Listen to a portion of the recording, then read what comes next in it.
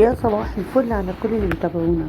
النهارده جايبه لكم شاليه جميل جدا وسعر حلو قوي قوي للكل عايز يصيف يقعد كام يوم على البحر، بس ظروفه مش سامحاله. في ظل الظروف اللي احنا فيها دلوقتي جبت لكم شاليه جميل جدا. هو عباره عن غرفتين، غرفه مقفوله وغرفه مفتوحه على الريسبشن او على الصاله.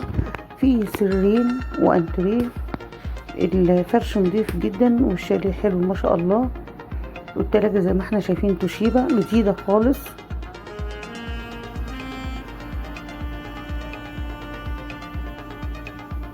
كان في ستارة تقيلة بس انا شلتها، لو تحبوا نعلقها تاني ممكن نركبها. حطيت الستارة الشفافة عشان يبقى القطعتين في الريسبشن اكتر اضاءة. السرير كل سرير 120.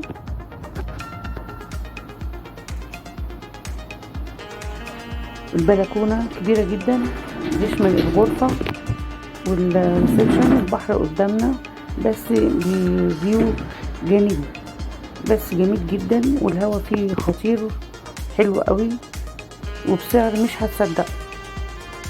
وكمان بيشوف البحيرة. الشاليه او الشاليه يشوف البحر والبحيرة. البحيرة قدامنا اهي وتقدر تاخدها تتمشى وتروح النادي. دي الغرفة، سرير كبير 150 والداب وتسريحة والغسالة فريش.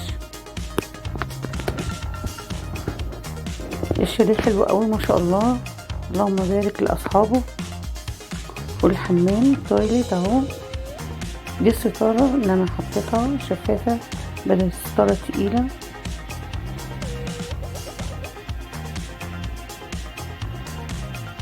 الحمام نظيف جدا.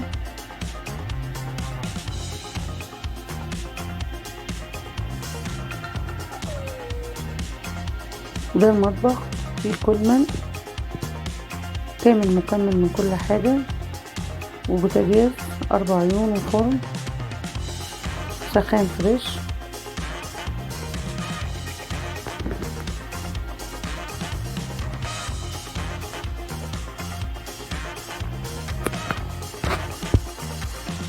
مش هتندموا اما تصيفوا في الشاليه ده. شاليه حلو قوي وعلى البحر، صف اول علوي وبسعر اقتصادي جدا. دي الغرفة صورتها لكم من اتجاه تاني. دي البلكونة اللي هي كبيرة برضو. الغرفة بتبص على البحر، هي نفس البلكونة بس طويلة وعلى البحيرة. ده المنظر النهائي قلتهولكوا تاني. دي غرناطة، هنا البحيرة. نوروني.